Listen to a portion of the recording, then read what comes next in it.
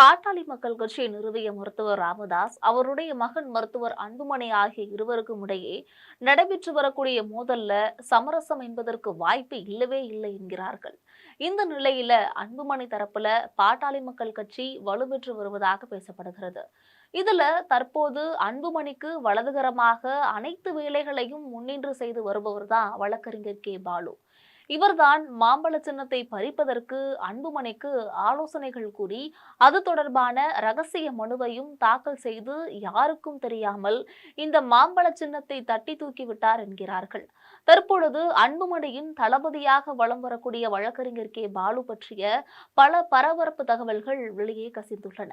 இது பற்றி ஜெம் தொலைக்காட்சி வழங்கும் சிறப்பு செய்தி தொகுப்பை இப்போது பார்க்கலாம்.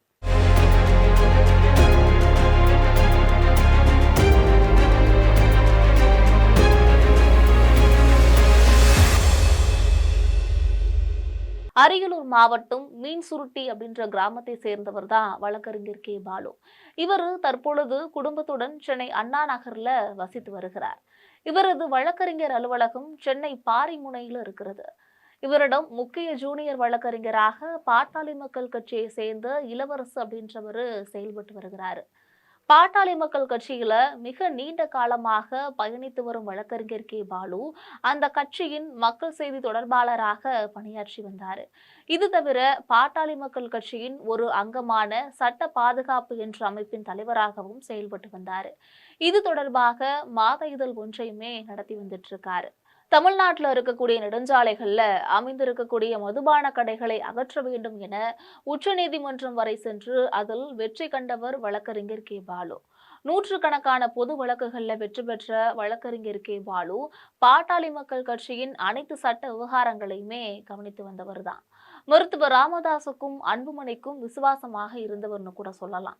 கடந்த 2016 சட்டமன்ற தேர்தலில் பாட்டாளி மக்கள் கட்சி சார்பில் உளுந்தூர்பேட்டை தொகுதியில போட்டியிட்டு வெற்றி வாய்ப்பை இழந்தார்.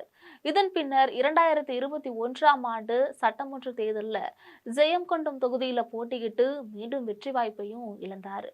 தற்பொழுது மருத்துவர் ராமதாஸ் கட்சியிலிருந்து நீக்கப்பட்டவர்கள்ல வழக்கறிஞர் பாலுவும் ஒருவர். முன்னதாக பாட்டாளி மக்கள் கட்சி பொருளாளர் திலகபாமாவை நீக்கினார். அடுத்த கட்டமாக வழக்கறிஞர் பாலுவை கட்சியிலிருந்தே நீக்கினார். இந்த சூழ்நிலையில தற்பொழுது அன்புமணிக்கு ஆதரவாக வழக்கறிஞர் பாலு செயல்பட்டு வருகிறார். தற்பொழுது அன்புமணி தரப்புல பாட்டாளி மக்கள் கட்சிக்கு வரக்கூடிய பிரச்சனைகள் அனைத்தையும் முன்னின்று கவனித்து வருவது இவர்தான்.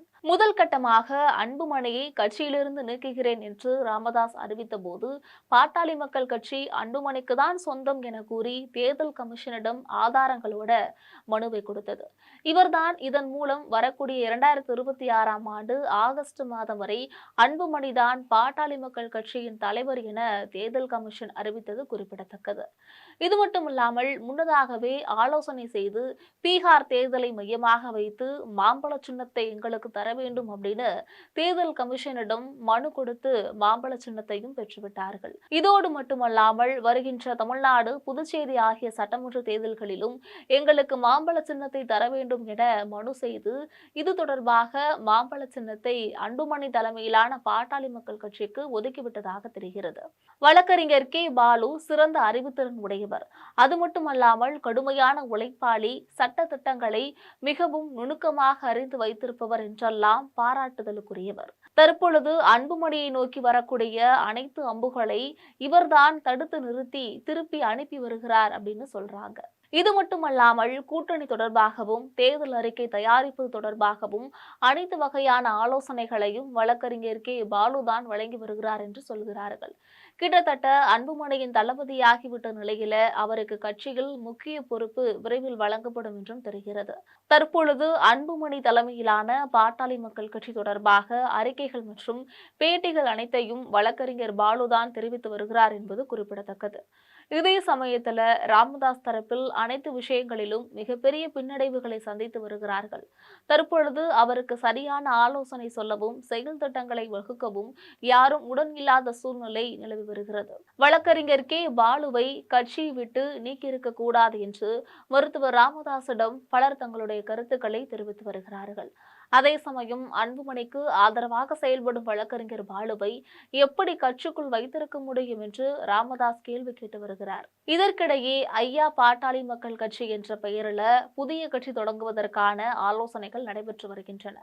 இதன் நிமித்தமாக வன்னியர் சங்க நிர்வாகிகள் பாட்டாளி மக்கள் கட்சி நிர்வாகிகளை அழைத்து ராமதாஸ் ஆலோசனைகள் நடத்தி வருகிறார் என்பது குறிப்பிடத்தக்கது. இதுபோன்ற அரசியல் பின்னணி செய்திகளை அறிந்து கொள்வதற்கு ஜெம் தொலைக்காட்சியுடன் எப்பொழுதும் தொடர்பில் இருங்கள்.